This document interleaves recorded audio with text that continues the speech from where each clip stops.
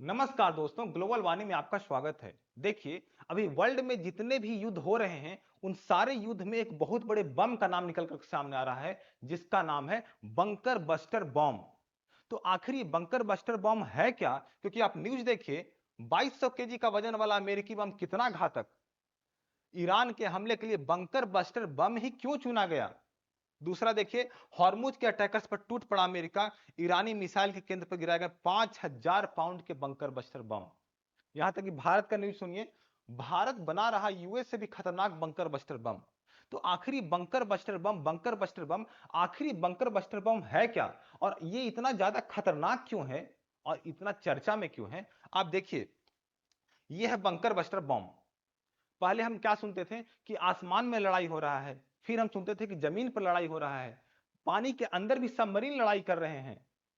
लेकिन जमीन के भीतर, यानी जहां जिस धरातल पर हम रह रहे हैं, उस धरातल के नीचे भी संभव बनाया लड़ाई को। कौन? ये बनाया बंकर बस्टर बम। तो आखिर ये बंकर बस्टर बम है क्या? ये कैसे काम करता है, इसको आप देखिए। देखिए, पहले हम क्या करते हैं कि या तो B2 बॉम्बर जैसे बड़े बड़े जहाज हो गए, या फिर मान के चलिए आप कोई मिसाइल हो गया, वहां से पहले इसको टारगेट करके हम एक टारगेट फिक्स करते हैं और फिर वहां से इसको छोड़ा जाता है। अब जब वो नीचे आता है, तो नीचे आने के बाद क्या होता है कि पहले वो कंक्रीट को छेदता है, छेद कर नीचे जाता है, बंकर के पास जाता है और उस बंकर को तबाह करके रख देता है।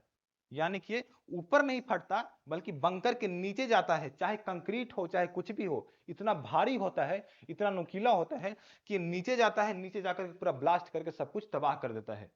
तो आखिर ये इतना खतरनाक कैसे बना?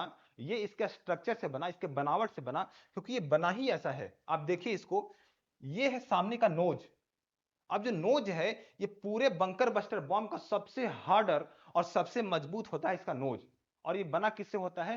तो ये टंगस्टन और स्टील का बना होता है, और इसीलिए इतना मजबूत होता है और नुकीला होता है। ऊपर नहीं फटता, नीचे जाता है और नीचे जाकर बंकर के नीचे फटता है। इसके बाद इसका दूसरा सबसे मजबूत हिस्सा जो होता है, वो होता है इसका बाहरी केस, यानी कि जो कवर होता है, ऊपर का खोल जो होता है, वो खोल सबसे मजबूत होता है। और खोल को भी बनाया जाता है स्टील और टंगस्टन से ही। और इसी खोल के अंदर भरा रहता है एक्सप्लोसिव, यानी विस्फोटक। और ये विस्फोटक जब नीचे जाता है तो ब्लास्ट करता है। ये मुख्य रूप से HMX और ट्रिटोनल का बना होता है। इसमें देखिए कि इन सब के अलावा सबसे इंपॉर्टेंट जो हिस्सा है इस बम का, वो है इसका डिले फ्यूज। डिले फ्यूज क्या करता है? जैसे मान लीजिए बम गिरा, तो बम गिरने के बाद धरातल के ऊपर भी तो फट सकता है, लेकिन ऊपर नहीं फटने देता। माइक्रो और मिली सेकंड का टाइम लेता है, नीचे जाता है और नीचे जाने के बाद ये एक्टिव होता है और पूरा ब्लास्ट करता है। साथ में इसको गाइड करने के लिए कि सीधा जगह पर आकर गिरे, इसमें जीपीएस लगा होता है, इसमें लेजर लगा होता है, यानी जो टारगेट हम बनाए हैं उस टारगेट के ऊपर ही आकर गिरे, उसके नीचे जाए और बंकर को तबाह करे। इसलिए इस लगा रहता है गाइडेड सिस्टम इसमें।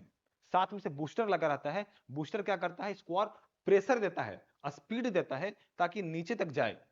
तो सोचिए कि बंकर बस्टर बम कितना ज्यादा खतरनाक है। और इतना खतरनाक है, आप इस इमेज में देखिए, जैसे यहां पर बंकर बस्टर बम गिरा धरती पर, तो क्या किया? ऊपर एक होल बनाया, होल बना करके नीचे गया, और नीचे कितना गया? कोई bunker buster bomb 30 metre, 50 metre, कोई कोई 100 मीटर तक नीचे चला गया और वहां पर जाकर के नीचे ब्लास्ट किया। यानी कि अगर सेना 100 मीटर नीचे भी बंकर बना रखी है, सेफ हाउस बना रखी है, या फिर कहीं पर मान के चलिए कि जो अनुसंधान केंद्र होता है, उस अनुसंधान केंद्र तक नीचे तक जाकर के, न्यूक्लियर अनुसंधान केंद्र तक जाकर के उसको भी ब्लास्ट कर सकता है ये बंकर बस्टर बम। तो देखिए कितना ज्यादा खतरनाक है कि पहले क्या करते हैं? पहले इसको एक टारगेट बनाते हैं और टारगेट बना करके पहले गिराते हैं नीचे, फिर नीचे आकर के तबाह हो जाता है। तो दोस्तों, आपकी क्या राय है? क्या भारत को भी ऐसे बम बनाने चाहिए? आप कमेंट पे जरूर बताएं।